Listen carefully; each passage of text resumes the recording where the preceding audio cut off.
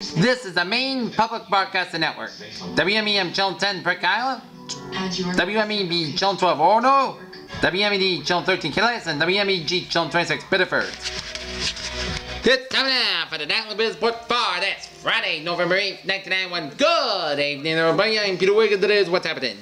A new terminal has been proposed for Kennedy Airport in New York by a consortium of three large international airlines: Lufthansa, Japan, and Airliners, and Air France. Airline and airport officials said the expansion comes as Kennedy is trying to maintain its preeminence as the country's largest international gateway. The developers at the Times Square Center office complex has been raised the possibility of postponing the long-delayed project. GM's new approach to repairing its new engine is not to fix them at all. Instead, it is paying dealers to remove the engines with the problems and replace them with new power plants. Losses more than tripled at TWA as the airline cited the recession and the Persian Gulf War. Nippon Telegraph's chief expressed steps about plans to wire Japan's 45 million households with advanced fiber optics.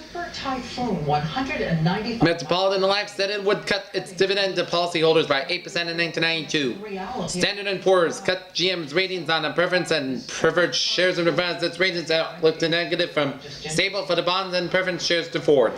European and American designers' spring previews have left retailers with no direction about where hemlines should fall.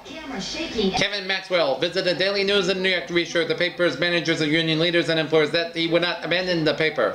Maxwell's American operations have performed solidly since 1988, when most of them were required for about $3.3 billion. Robert Maxwell's body was flown from the Canary Islands to Israel for burial in Jerusalem, and been continuing questions about his mysterious death at scene this week.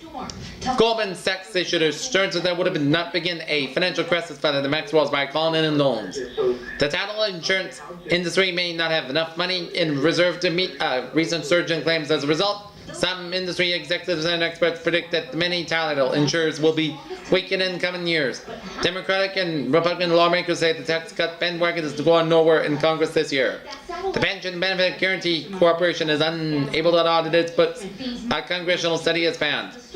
Primary dealers of the Treasury's 3-year note auction have been asked to provide information on the firm's action at the sale by Representative Edward Markey, chairman of the House Committee on Telecommunications and Finance. Fed policy makers voted last month to lower short-term interest rates. According to minutes of the meeting, blue chip issues fell inactive. Late trading in dollars closed at 3,045.62, down 8.49. For the week, it was down 10.73. The dollar moved higher once again, influenced by apparent interest rate trends. Our own Gloria Rivera is on the ground. Hog and pork belly futures rose after the National Pork Producers Council said the Soviet Union was taking about 30,000 metric tons of American pork. Especially dippled ball that travels farther than ever balls and yet confirms with official standards has been patented by the world's leading expert on golf ball mathematics.